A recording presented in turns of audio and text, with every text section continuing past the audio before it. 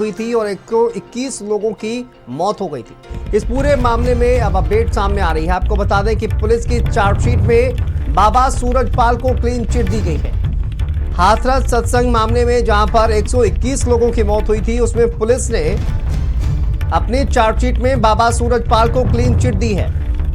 देखिए, ये कहा जा रहा है कि 3200 पेज की चार्जशीट में बाबा पर कोई आरोप नहीं है। 676 लोगों की गवाही के बाद 11 आरोपी बनाए गए हैं और सभी छोटे मोटे सेवादार आरोपी बनाए गए हैं, लेकिन बाबा को क्लीन चिट दी गई है। पुलिस की तरफ से जारी जो चार्जशीट दाखिल की गई है, उसमें बाबा को क्लीन चिट दी गई है। 121 लोगों की मौत हुई थी और देखिए, कई लोगों से पूछताछ हुई। 676 लोग बताया जा रहे हैं जिनसे पूछताछ हुई है, लेकिन छोटे मोटे आरोपी ही बनाए जा रहे हैं। सेवादारों को आरोपी बनाया गया है, लेकिन बाबा को क्लीन चिट दी गई है। पुलिस की चार्जशीट पर अब बीएसपी सुप्रीमो मायावती ने भी सवाल खड़े किए हैं और बीएसपी सुप्रीमो मायावती ने सरकार पर गंभीर आरोप भी लगाया। देखिए, मायावती ने कहा कि बाबा सूरजपाल को सरकार बचा रही है, आरोपी सूरजपाल को सरकार संरक्षण दे रही है। पुलिस की चार्जशीट में सूरजपाल का नाम नहीं है। क्या इस रवैये से ऐसी घटनाएं रोक पाना संभव है? तो मायावती की तरफ से ये तमाम सवाल खड़े किए गए हैं इस पूरे मामले पर, क्योंकि सूरजपाल को क्लीन चिट दी गई है। देखिए, एक्स पर पोस्ट किया है मायावती ने और उन्होंने ये तमाम सवाल खड़े किए हैं। आखिर चार्जशीट में सूरजपाल सिंह उर्फ भोले बाबा का नाम आखिर क्यों नहीं है? ये जनविरोधी राजनीति है, जिससे साबित है कि ऐसे लोगों को राज्य सरकार का संरक्षण है, जो कि अनुचित है। तो मायावती लगातार सवाल खड़े कर रही हैं इस पूरे मामले पर। सत्संग, आपको याद होगा, हाथरस सत्संग मामले पर जिस तरह से कांड हुआ था, 121 लोगों की मौत हुई थी। हमारे सहयोगी सीमाब हमारे साथ जुड़े हुए हैं और शम्मी गौतम हाथरस से हमारे साथ जुड़े हुए हैं। सीमाब, अब देखिए, 121 लोगों की मौत हो गई थी, लेकिन छोटे मोटे सेवादारों को ही आरोपी बनाया गया है। पुलिस की चार्जशीट पर सवाल खड़े हो रहे हैं। जी बिल्कुल, मायावती ने इसी बात को लेकर तो सवाल उठाया है कि हाथरस कांड में जो भगदड़ हुई थी, 121 लोगों की जानें चली गई, उसमें न जाने कितने बच्चे शामिल थे, जितने महिलाएं शामिल थी और कितने बुजुर्ग शामिल थे। 121 की जो संख्या थी वो बहुत बड़ी थी। पूरा देश जो है उस भगदड़ से हिल गया था और एक खौफनाक मंजर हाथरस में देखने को मिला। चारों तरफ चीखें थी, पुकारें थी और लोग दुहाई दे रहे थे, रो रहे थे, बिलक रहे थे। और उस वक्त सभी लोग, जितने भी राजनीतिक दल हैं और जितने भी नेता हैं, वो इस बात को कह रहे थे कि न्याय लोगों को मिलना चाहिए। अब भोले बाबा का नाम उसमें आया। भोले बाबा को पहले जो है वो वहाँ से कहा गया कि हाथरस से निकलकर वो मैनपुरी में अपने आश्रम में मौजूद रहा। वहाँ पे वो मौजूद रहने के बाद फिर उसने वहीं से बयान अपने जारी किए और तमाम चीज़ें हुई। बहरहाल पुलिस इन्वेस्टिगेशन हुआ और मजिस्ट्रेटियल जांच भी हुई, उसमें भी तमाम चीज़ें जो है वो देखने को मिली। बहरहाल अब भोले बाबा का नाम जो है वो चार्जशीट में नहीं है, यानी कि भोले बाबा को क्लीन चिट दी जा चुकी है। और मायावती ने इसी बात को लेकर सवाल खड़े किए। उन्होंने कहा कि सरकार चाहती है कि ऐसे लोगों को संरक्षण मिले और सरकार ऐसे लोगों को संरक्षित करना चाहती है।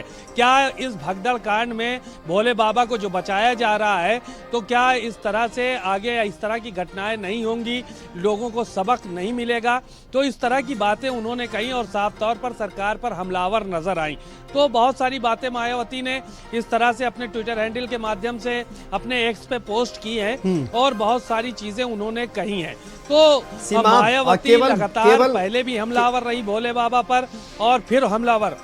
बिल्कुल, देखिए, मैं वापस आऊंगा आपके पास सीमाब, लेकिन एक बार शम्मी से भी अपडेट लेते हैं। शम्मी, हाथरस में क्या कुछ चल रहा है? देखिए, पुलिस ने जांच की इस पूरे मामले में, कई लोगों से सवाल जवाब किए गए हैं, पूछताछ की गई है, लेकिन छोटे मोटे जो सेवादार हैं उन्हीं को आरोपी बनाया गया है। बाबा को क्लीन चिट दे दी गई है। आखिर चल क्या रहा है ये सब? देखिए, ये जो सवाल पहले दिन से ही भारत समाचार के थे और लगातार कल भी भारत समाचार ने इस बात को उठाया था। आज उत्तर प्रदेश की पूर्व मुख्यमंत्री बसपा सुप्रीमो मायावती ने भी उसी बात पर सवाल उठा दिए हैं। जो लोगों के जहन में एक बात है कि आखिरकार सूरजपाल बाबा को क्यों इसमें से छोड़ दिया गया, पूछताछ के लिए भी नहीं बुलाया गया। आखिरकार सूरजपाल बाबा की ताकत का इसमें एहसास हो रहा है कि उसके ऊपर लिए कोई भी पूछताछ की गई। सत्संग के मामले में जहां 121 लोगों की मौत का ये मामला था, पुलिस ने चार्जशीट इसमें लगाई है। 3200 पेज की इसमें चार्जशीट है, 676 लोगों के इसमें बयान दर्ज किए गए। 11 उन्हीं लोगों को आरोपी बनाया गया है और चार्जशीट लगाई गई है। छोटे मोटे जो सेवादार थे उनको ही मुख्य आरोपी बना दिया गया है। सूरजपाल बाबा कहीं ना कहीं इसमें बिल्कुल उसकी पूछताछ के कहीं कोई जिक्र ही उसका नहीं किया गया है। तो लोगों का ये मानना कि वो जो मुख्य आरोपी आज उत्तर प्रदेश के मुख्यमंत्री पूर्व मुख्यमंत्री मायावती ने भी इस बार पर सवालिया निशान लगाए हैं कि राज्य सरकार ऐसे लोगों को बचा रही है और ऐसे लोगों को बचाने से कहीं ना कहीं ऐसी घटनाएं नहीं रोक पाएंगी। तो ये उत्तर प्रदेश की पूर्व मुख्यमंत्री मायावती ने बड़े सवाल उठाए हैं। जो सवाल लोगों के जहन में है कि आखिरकार बाबा को दूर क्यों रखा गया, क्यों वो पुलिस की पहुंच से दूर है, क्यों पुलिस बचा रही है, किसके इशारे पर ये हो रहा है। जी बिल्कुल सीमा, आप देखिए सरकार बचा रही है, लेकिन हम देखें अगर किसी भी राजनीतिक दल की तरफ से भी बहुत ज्यादा इस पर रिएक्शन सामने नहीं आया है, लेकिन मायावती ने इस पर सवाल खड़े किए हैं। क्या इसको किस तरह से देखा जा रहा है, इसका राजनीतिक नजरिए से किस तरह से इसको देखा जाए, क्योंकि सभी तो ये कह रहे थे कि न्याय मिलना चाहिए। अब चार्जशीट भी सामने आ गई है, तो किसी बड़े राजनीतिक दल की तरफ से भी क्या अभी तक कोई बयान इसमें सामने आया है, इस पर पोस्ट किया गया है क्या कुछ? देखिए, मायावती ने इस पर जो है वो सवाल खड़े किए हैं और पहले भी इस बात का जिक्र किया जा रहा था, क्योंकि जो सूरजपाल बाबा है उर्फ भोले बाबा, ये दलित समाज से आते हैं और दलित समाज के एक बड़े व्यक्तित्व के रूप में जाने जाते हैं।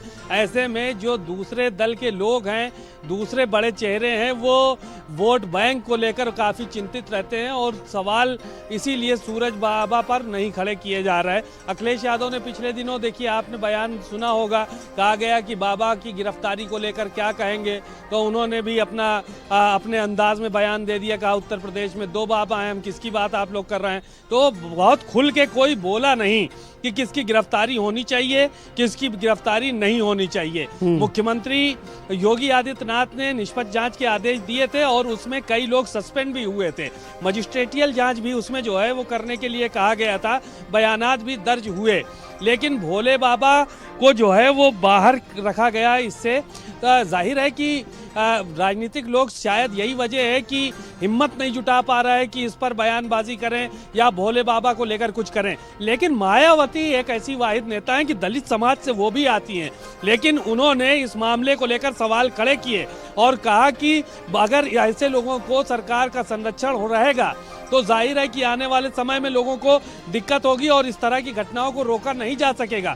सरकार का कहीं ना कहीं संरक्षण प्राप्त है ऐसे लोगों को। तो मायावती ने इस पूरे मामले पर खुल के बयानबाजी की है, खुलकर जो है वो कहा है कि ऐसे लोगों पर कड़ी से कड़ी कार्रवाई होनी चाहिए। कुल मिलाकर मायावती की पहचान जो है वो एक प्रखर नेता और एक बड़े दलित नेता के रूप में होती है पूरे देश में। शायद यही वजह है कि उनको इस सब बातों को जरा भी कहने में संकोच नहीं लगता है। दूसरे लोग जो भी नेता हैं, चाहे समाजवादी पार्टी हो, कांग्रेस पार्टी हो या दीगर दल के नेता हो, तो वो कहीं ना कहीं इस बात को लेकर बचते हैं कि कुछ इस तरह के। ठीक है, बहुत शुक्रिया आपका सीमा, इस तमाम जानकारी के लिए। शमी, आपका भी बहुत बहुत शुक्रिया। फिलहाल चार्जशीट में देखिए सूरजपाल का नाम नहीं है और इसी पर मायावती ने सवाल खड़े किए।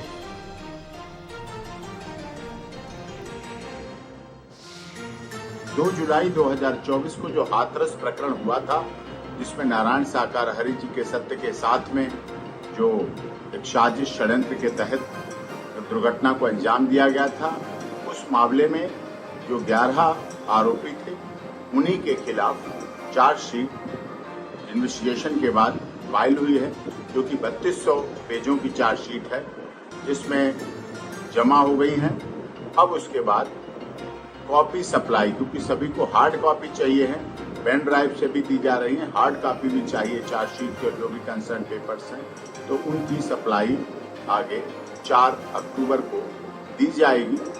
अब जो शिकायतकर्ता देव प्रकाश मधुकर की तरफ से दी गई थी, अब उस पर आगे इन्वेस्टिगेशन होकर आगे जांच हो और जो उसमें असली दोषी हैं उनके खिलाफ कार्रवाई हो।